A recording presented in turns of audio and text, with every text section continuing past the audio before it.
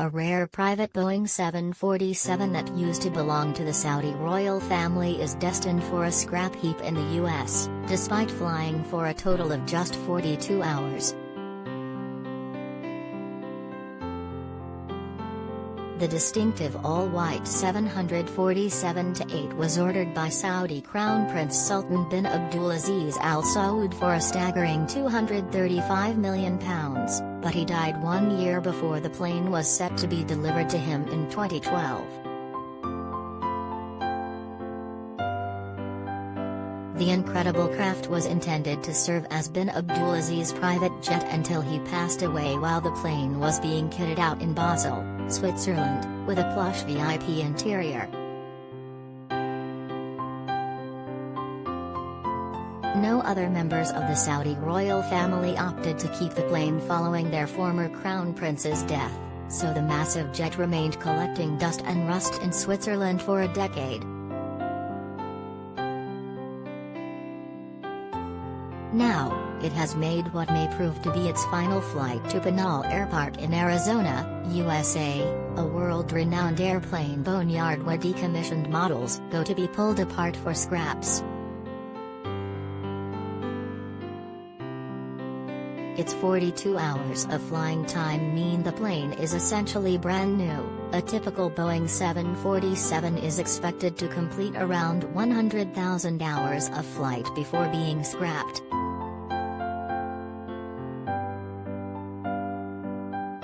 The decommissioning of the Saudi royal family's 747 may be seen as an inexcusable waste, given the 747 is widely used as a highly capable passenger jet as well as a cargo vehicle worldwide.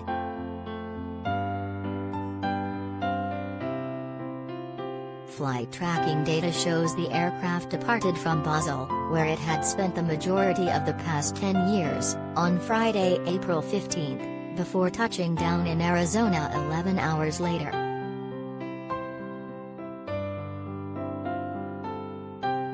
There are doubts over whether the plane will ever enjoy another flight, with many of the crafts arriving at the Pinal Airpark never taking to the skies again.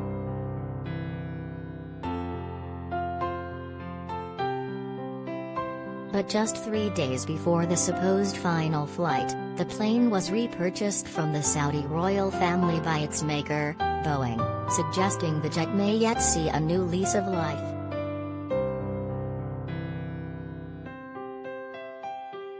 However, Boeing recently announced it plans to cease production of the world-renowned aircraft later this year, despite its popularity and capability.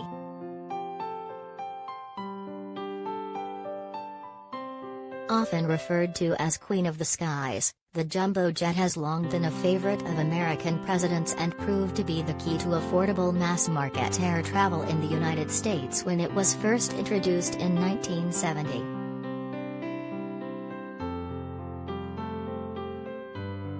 It made flying available for everyone, said Boeing chief company historian Michael Lombardi said of the iconic jet. The 747 gave wings to the world.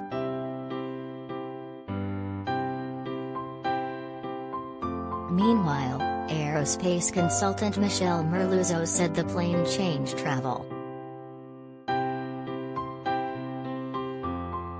All of a sudden, you could go from Singapore to London in less than 24 hours.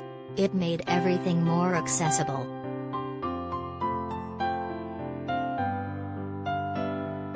The 747 was a major milestone in the history of flight, said Bob van der Linden, curator of the Aeronautics Department at the National Air and Space Museum at the Smithsonian Institution in Washington.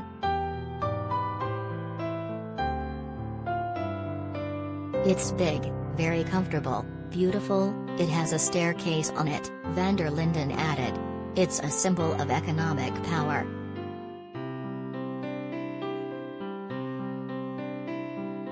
Nicknamed the original jumbo jet because of the huge hump, the plane is able to carry upwards of 600 passengers.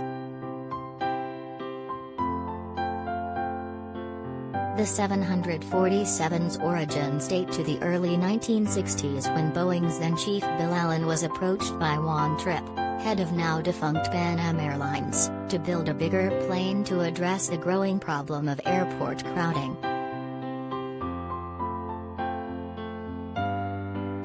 Boeing originally considered a double-decker aircraft, but the companies concluded that it would be difficult to evacuate passengers in case of an emergency, opting instead for a twin-aisle wide-body design. Since its debut in February 1969, more than 1,500 of the 747s have been delivered, and more than 500 are still in service. Since the 1990s, American presidents have used specially outfitted 747s as Air Force One, the sitting president's personal aircraft known as the President's Office in the Sky.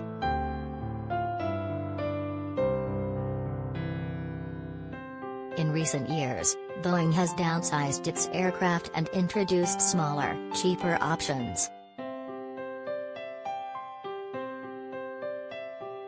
The 777, introduced in 1995, is smaller, seating up to 400 and requires less fuel because of its two engines.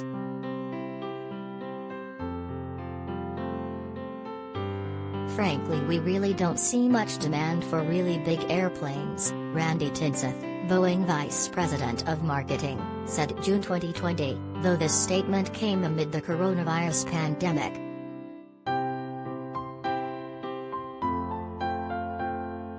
There will be just a handful moving forward. Things we do for VIPs, things we do for the president, military operations, but we don't see a significant demand for passenger 747s.